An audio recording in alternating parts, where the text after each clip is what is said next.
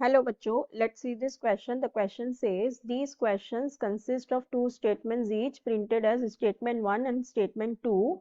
While answering these questions, you are required to choose any one of the following responses. And these are the responses. And the statement 1 says all diatomic molecules with polar bond have dipole moment. And statement 2 says dipole moment is a vector quantity. सो यहाँ पे हमारे पास जो statement दी हुई है हम उसे देखते हैं। स्टेटमेंट 1 कह रहा है कि all diatomic molecules with polar bond have dipole moment. तो ये स्टेटमेंट हमारी बिल्कुल ही करेक्ट है, ट्रू है। देखो यहाँ क्या कह रहा है कि जितने भी डायटोमिक मॉलिक्यूल होते हैं विथ पोलर बॉन्ड, ठीक है। अब देखो ये बहुत इंपॉर्टेंट है, विथ पोलर बॉन्ड। लाइक अगर हम कोई डायटोमिक मॉलिक्यूल ले, जैसे हो गया हमारा HCl, ठीक है। तो अब HCl में हमारे पास पोलर बॉन्ड होते हैं। क्यों पोलर होते हैं? पोलैरिटी का मतलब क्या होता है कि जिनके बीच में क्या हो, इलेक्ट्रोनेगेटिविटी का डिफरेंस हो, ठीक है। जिनके बीच में इलेक्ट्रोनेगेटिविटी का डिफरेंस हो तो वो क्या होते हैं, पोलर होते हैं, ठीक है। अब जैसे देखो HCl, यहाँ पे जो हमारा H है ये इसके पे पार्शियल पॉजिटिव चार्ज होता है, यहाँ पे पार्शियल नेगेटिव चार्ज होता है। इनके बीच में इलेक्ट्रोनेगेटिविटी का डिफरेंस बहुत ज्यादा होता है, ठीक है।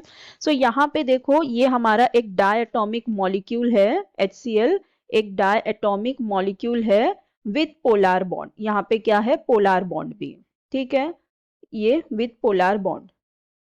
तो यहाँ पे हैव डायपोल मोमेंट, तो ये स्टेटमेंट बिल्कुल करेक्ट है। जो ये हमारा HCl है ये डायटोमिक मॉलिक्यूल है विथ पोलर बॉन्ड है। सो इनका जो इलेक्ट्रोनेगेटिविटी डिफरेंस है वो बहुत हाई है, तो इनके बीच में पोलैरिटी है। सो इनकी क्या होती है, डायपोल मोमेंट होती है, ठीक है। सो दे हैव डायपोल मोमेंट, इनकी डायपोल मोमेंट होती है, ठीक है। और यहाँ पे अगर इसकी हम नेट डायपोल मोमेंट देखें तो ये क्या हो जाती है, इस तरह से हो जाती है, 0 हो जाती है।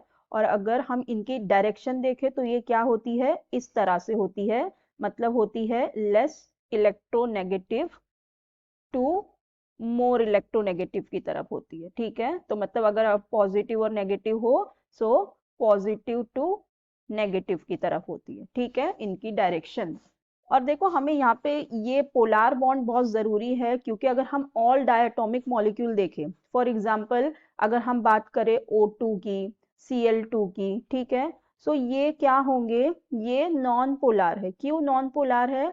क्योंकि पोलैरिटी का मतलब क्या है कि उनके बीच में इलेक्ट्रोनेगेटिविटी का डिफरेंस होना चाहिए। अब ये दोनों एटम सेम है, यहाँ पे O बॉन्ड हुआ है O से, तो इनके बीच में इलेक्ट्रोनेगेटिविटी का डिफरेंस तो आएगा ही नहीं, दोनों की इलेक्ट्रोनेगेटिविटी है जो सेम ही रहेगी, तो यहाँ पे कोई पोलैरिटी होगी ही नहीं, ठीक है।